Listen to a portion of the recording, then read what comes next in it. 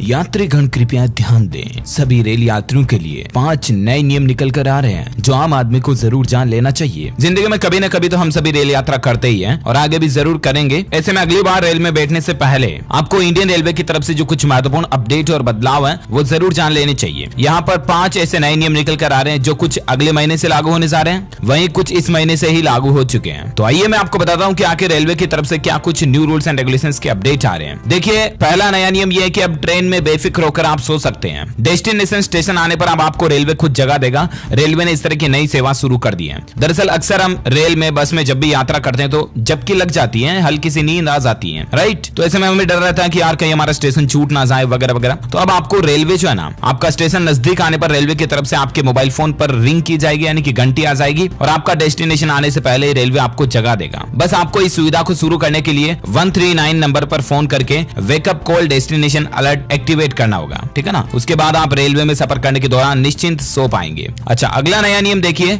अब ट्रेन में सामान चोरी होने पर आप ऐप से ही एफआईआर कर सकेंगे, नहीं काटने होंगे थाने के चक्कर। अगर आप भी कभी रेल यात्रा करते हो आगे भविष्य में और आपका कोई बैग खो जाता, पर्स खो जाता या कोई सामान कीमती चोरी हो जाता ना, तब आपको अपने नजदीकी थाना क्षेत्र में जाकर के फिर एफआईआर लिखवानी होती है। काफी मतलब झंझट होता है और उसमें टाइम भी बहुत ज्यादा लग जाता है, राइट। तो अब आपको ऐसी नौबत नहीं आएगी क्योंकि इंडियन रेलवे की तरफ से अपने ऐप पर ही कंप्लेन दर्ज करने की सुविधा शुरू कर दी गई है। भारतीय रेलवे अब अपने करोड़ों रेल यात्रियों की परेशानी को बहुत जल्द आसान करने जा रहा है। रेलवे की इस नई सुविधा के जरिए यात्री चलती ट्रेन में ही अपना सामान चोरी हो जाने पर या कोई चेन खींच ली, स्नेचिंग कर दिया, आपके साथ कोई वारदात हो गई ना, तो अब आप रेलवे के ऐप के जरिए ही एफआईआर दर्ज करा पाएंगे। जल्द ही यात्री रेलवे द्वारा तैयार किए गए मोबाइल ऐप की सुविधा का फायदा उठा सकेंगे और इस ऐप को जल्दी गूगल प्ले स्टोर और बाकी ऐप स्टोर पर भी डाला जाएगा। आपको कुछ नहीं करना, अपने स्मार्टफोन में उस ऐप को डाउनलोड करना और बस क्विकली मतलब व्हाट्सएप मैसेज करते हैं, उतना सा टाइम लगेगा, आपको कंप्लेन दर्ज करानी है, ठीक है ना। तो ये कॉमन रेलवे सिक्योरिटी ऐप जो है बहुत जल्द सभी यात्रियों के लिए शुरू होने जा रहा है। इसमें आपके साथ रेलवे सफर में कोई दुर्घटना हो गई, कोई सामान चोरी हो गया तो सबकी रिपोर्ट ऑनलाइन दर्ज करा पाएंगे। ओके, अच्छा, अगला अपडेट देखिए, रेल यात्रियों के लिए खुशखबरी है। अगले महीने से बहाल होगी तेजस एक्सप्रेस की सेवा। कोरोना के चलते कई सारी ट्रेनें अलग अलग बंद थी, हालांकि इस महीने भी रेलवे ने कई सारी नई ट्रेनों को शुरू किया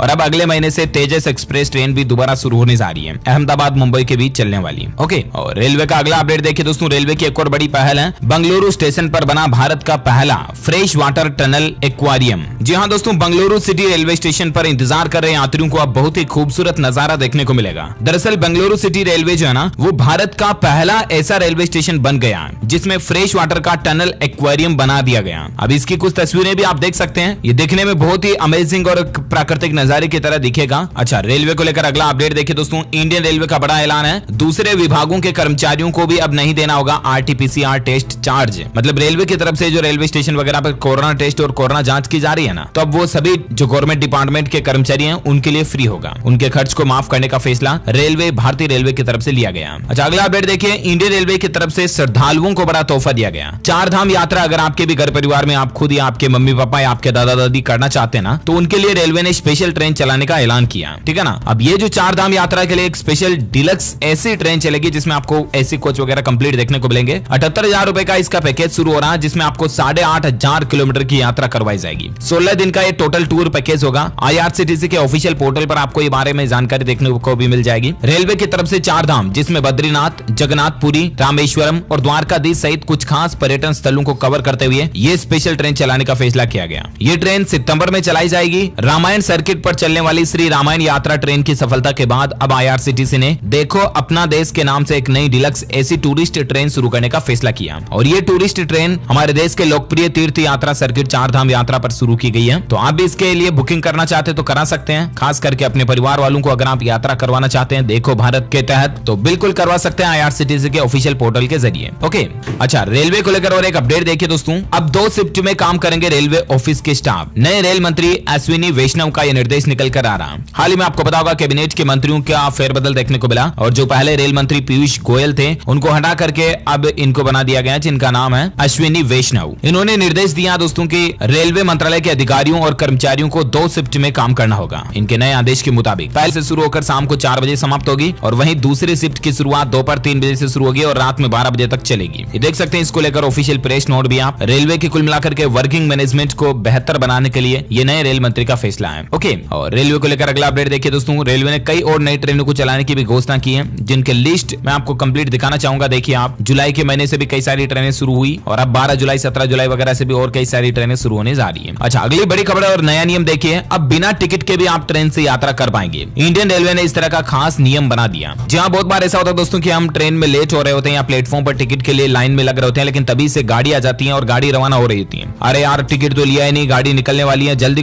करो हम करते हैं, हापाधापू होते हैं। तो अब आपको इतना घबराने की जरूरत नहीं है। पता है क्यों? क्योंकि अब आपको बिना टिकट के भी ट्रेन में चढ़ जाना है, कोई दिक्कत नहीं है। बस एक शर्त है कि आपके पास प्लेटफॉर्म टिकट होना जरूरी होगा। आपके उस प्लेटफॉर्म टिकट को जब आप ट्रेन में लेकर चढ़ जाओगे, तब आपको ट्रेन में जो टीटी मिलेगा ना, उससे जाके बोलना कि ये प्लेटफॉर्म टिकट है मेरा और टिकट लेने में मैं लेट हो गया, गाड़ी आ गई उससे पहले ही, और मेरे को मेरा डेस्टिनेशन का मेन टिकट दे दो, ठीक है ना। तो आपको वो टीटी जो होगा ना ट्रेन में, वो आपको आपका मेन टिकट दे देगा। यानी कि अब आपको रेलवे स्टेशन पर लंबी लाइन में, लंबी कतार में लगने की जरूरत नहीं है। और वैसे भी आजकल तो टिकट बुकिंग वगैरह सब कुछ ऑनलाइन हो गया, तो आप अपने स्मार्टफोन से ही कर सकते हैं। रेलवे के IRCTC पोर्टल के जरिए, IRCTC के ऐप के जरिए भी, और रेलवे का जो एक और नया मोबाइल ऐप है उसके जरिए भी आप टिकट बुकिंग कर सकते हैं। लेकिन इतना भी नहीं है, टेक्नोलॉजी से आप थोड़ा बहुत अपग्रेड नहीं है, मोबाइल फोन भी आपके पास नहीं है तो भी कोई दिक्कत नहीं है। अब प्लेटफॉर्म टिकट के जरिए भी आप यात्रा कर पाएंगे, आपसे कोई जुर्माना या एक्स्ट्रा फीस नहीं ली जाएगी। जो कुछ भी रेलवे के रूल्स के अकॉर्डिंग होगा उसके अनुसार टीटी जो है वो आपको नया टिकट दे देगा। उसमें आपको अगर रेल में सीट खाली नहीं भी मिलेगी तो भी आपके पास एक विकल्प होगा, ठीक है ना। तो ये भी इंडियन रेलवे की तरफ से नया नियम के तहत नई सुविधा शुरू कर दी गई है, जो कि हमारे देशवासियों के सभी रेल यात्रियों के लिए बहुत ही अच्छी बात है। ओके, अच्छा, साथ ही रेलवे को लेकर और एक नया नियम देखिए दोस्तों, दूसरे को भी ट्रांसफर कर सकते हैं आप अपना कंफर्म ट्रेन टिकट। रेलवे का ये नियम भी निकल कर आ रहा। भारतीय रेलवे में सफर करने के लिए कई दिन पहले ही लोग कंफर्म टिकट बुक करा लेते हैं, लेकिन कई बार ऐसा होता है दोस्तों कि खुद की जगह कोई दूसरा व्यक्ति सफर करना चाहता है, तो अब आप उनके नाम पर अपने टिकट को ट्रांसफर कर पाएंगे, ठीक है ना। रेलवे का बड़ा नेटवर्क होने की वजह से कई लोग ट्रेन से सफर करना ज्यादा पसंद करते हैं। इसके लिए लोग काफी दिन पहले ट्रेन का कंफर्म टिकट बुक भी करा लेते हैं, लेकिन बीच में कोई प्लानिंग बिगड़ गई, यार मेरे को नहीं जाना यार, चल ठीक है, अपने बड़े भैया को खंदा देते हैं वहां पे, तो बड़ा भैया जाया रहा, लेकिन टिकट तो आपके नाम पे बुक है, तो अब आप अपने टिकट को कैंसिल कराओगे, आपका रिफंड आएगा, फिर बड़े भैया वापस टिकट बुक कराएंगे, तो इतनी प्रोसेस का झंझट खत्म कर दिया।